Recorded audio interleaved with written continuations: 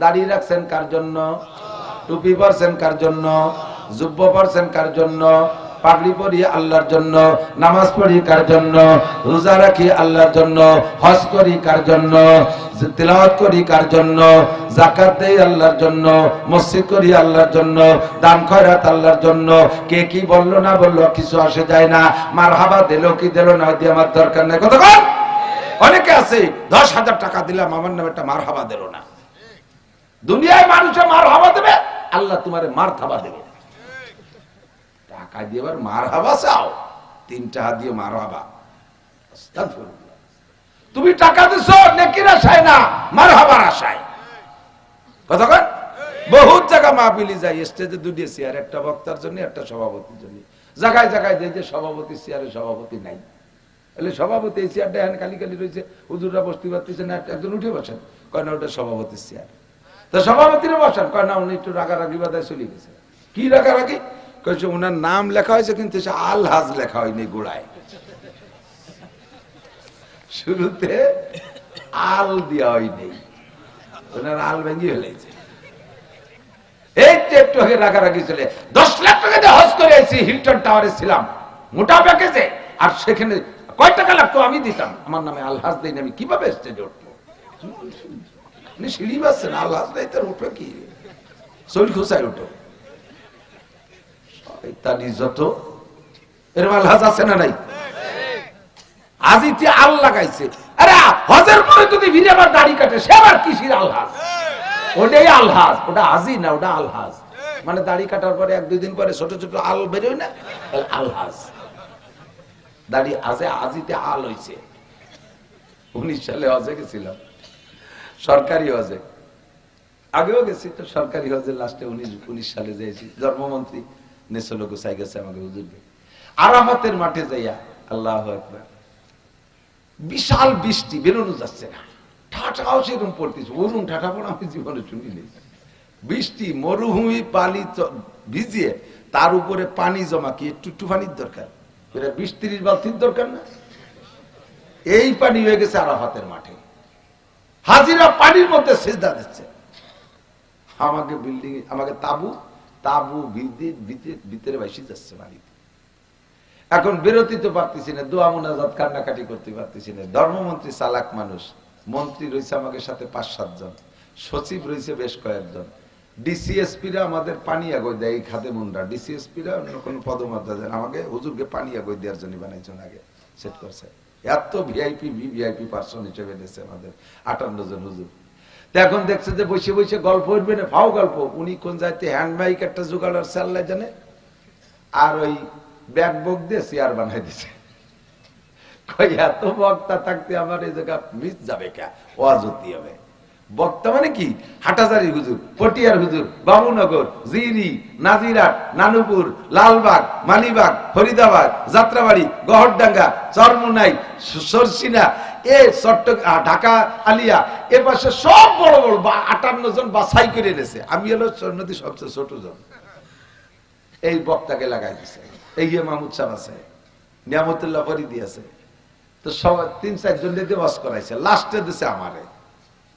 আমার পরে জিরি মাদ্রাসার মোহতারাম হযরত মাওলানা তৈয়বুর রহমান সাহেব রহমাতুল্লাহ আলাইহি হযরত মোনাজাত করছেন আমার দেশে শেষে। এত বড় হুজুরকে যদি কি ওয়াজ করবো, কোন জিব্বে পানি থাকে। আর এদিকে মন্ত্রীরা, বিমান মন্ত্রী, জনপ্রশাসন মন্ত্রী, ধর্মমন্ত্রী, স্পিকার সব আমার পাড়দারে বসা। আর ওই ব্যাটিং পাইতে বসে আমি হ্যান্ড মাইক দিয়ে ওয়াজ করছি। তো কইলাম কি যে ওয়াজ আর কি করব, ওয়াজ এতটুক করি। সপ্ত মুরব্বীরা বলছেই এতটুক যে হজের নাম হজ্জে মাবরুর, কবুল হজ। কি নাম? এত টাকা খরচ করে সরকার আমাদের হজে নিয়ে আসছে, আমাদের হজটা যেন কবুল হয়, বলেন আমিন। এই হজ কবুল হয়েছে, এর একটা আলামত থাকা দরকার। প্রত্যেক ইবাদত কবুলিয়াতের একটা আলামত থাকতে হয়, তাহলে মনে তৃপ্তি পাওয়া যায়। কথা কন না কেন? আমার নামাজ কবুল হয়েছে, এর একটা প্রমাণ হতে হবে না? এর প্রমাণ কি? নামাজ কবুল হয়েছে এর প্রমাণ হলো, আপনার যদি ফজরের নামাজ কবুল হয়, তাহলে আপনি নিয়মতান্ত্রিক ভাবে জোহরের নামাজ পড়তে পারবেন। জোহর কবুল হয়েছে এর প্রমাণ হলো, নিয়মতান্ত্রিক ভাবে যদি আসর পড়তে পারেন, তাহলে বুঝবেন যে জোহর কবুল হয়েছে। কেন? এদিক তাকান, বোঝেন। আপনার বাড়ির রাজমিস্ত্রি নেছেন কাজে, একটা উদাহরণ দিলি বুঝতে সহজ। আপনার বাড়ির রাজমিস্ত্রি নেছেন কাজে, তো রাজমিস্ত্রি একটা হেল্পার, একটা মিস্ত্রি, বাড়ির বাউন্ডারি ওয়াল গাঁথবে। এই এক মিস্ত্রি এক হেল্পারে মাটিতে দাঁড়াইয়া একদিনে 800 ইট গাঁথছে। ফ্ল্যাশ সাইড যেটা এত লেভেল করছে যে প্লাস্টার না হলিয়ে চলে। স্বাভাবিকভাবে 300, 250, 300, 400 উপরে পারে না। এই 800 ইট গাঁথছে এবং তীরের মতো সোজা। সন্ধ্যেকালে কি করবেন, বাবা আমার এই পুরো বাউন্ডারি 600 ফিট, তুই ছাড়া তোরে আর কেউ দিয়ে গাঁথাবো না, তুই কাইলু আসবি বাবা। বলবেন কি বলবেন না? তুই কাইলু আসবি, তোর 500 টাকা আর 20 টাকা দিয়ে যা চা খাইস, দেবেন কি দেবেন না? এত সুন্দর কাজ, 6 ঘন্টা 8 ঘন্টা কাজ করছে, তীরের মতো সোজা, আর কাজ সেরকম ফিনিশ হয়েছে, আর ইট গাচ্ছে 800। তার আগামীকাল আসার দাওয়াত দেবেন না? যাওয়ার সময় 50 টাকা 20 টাকা হাতে বেশি দিয়ে দেবেন। আর একজনটা দেখছেন তুরাই বাসতে গাছ, তারা দুইজনে গাচ্ছে 200 আর দোড়া সাপের মতো সোজা। উনি যাইয়ে দেখে মিজাজ গেছে আগুনে, শয়তান রাজনীতি মিস্ত্রি ম্যাডাম, কালকে তোর বাপরে দিয়ে ইট কুড়িয়ে বাড়িতে সিমেন্ট বানিয়ে দিয়ে আবার ইট সুজারি দিয়ে যাবি। আর এরপরে যদি তোর এই আলফা টাকা উতলির মধ্যে আর না দেই, আমার বাড়ি তো দূরের কথা, ওরে আর আসতে দেবেন কথা কর না? ওরে দিয়ে আর ইট গাঁথাবেন? ওই ইট বালি নষ্ট হচ্ছে না সব। সেম কোয়ালিটি ফজরের নামাজ যদি সুন্দর হয়, যাওয়ার সময় আল্লাহ বলে আব্দুর রহমান তুমি জোহরেও আসবা, তোমার নামাজের সানা, তোমার কিরাত, তোমার একাগ্রতা, তোমার ইখলাস, তোমার দাঁড়ানো, তোমার রুকু, তোমার সিজদা, তোমার আত্তাহিয়াতু, তোমার সালামটা সবকিছু একেবারে তীরের মতো সোজা। আমার কলজা ঠান্ডা হয়ে গেছে। ও আব্দুর রহমান তুমি জোহরেও আসবা। সালেহা তুমি নামাজ পড়েছো ফজর, আবার তুমি ফজরে যায় নামাজে আসো। আবার জোহরের নামাজ পড়ছেন, নামাজ যত সুন্দর হওয়ার কারণে আল্লাহ ওই সময় দাওয়াত দিয়ে দিয়েছে, আব্দুর রহমান, আব্দুল খালেক, আব্দুল মালিক তোরা কিন্তু আসরেও আসবি, তোরা না আসলে আমার মসজিদের শান বাড়ে না। ওরে এই পাইকারি ধরে যে নামাজ পড়ে দোড়া সাপের মতো সোজা নামাজ, রুকু দেয় রে, সিজদা দেয় মাথায় তালু দিয়ে, পাও ধুয়ে উঠে চলে গেছে। আল্লাহ ফেরেশতাকে কয় লাত হই খেদা, নামাজ পড়ে যাস তোরে যেন ফিরে জোহরে মসজিদে না নেই।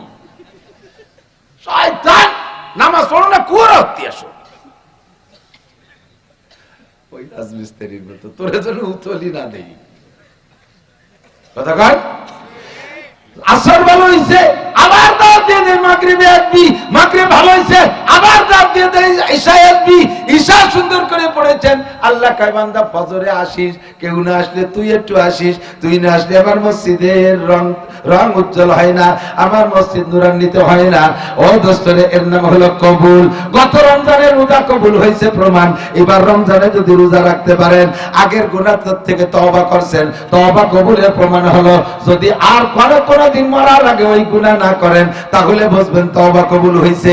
বিড়ি থেকে তওবা করছেন, মরার আগে আর খান নাই। সিগারেটেতে তওবা করছেন, মরার আগে আর খান নাই। মিথ্যে কথা থেকে তওবা করছেন, মরার আগে আর মিথ্যে কথা বলেন নাই।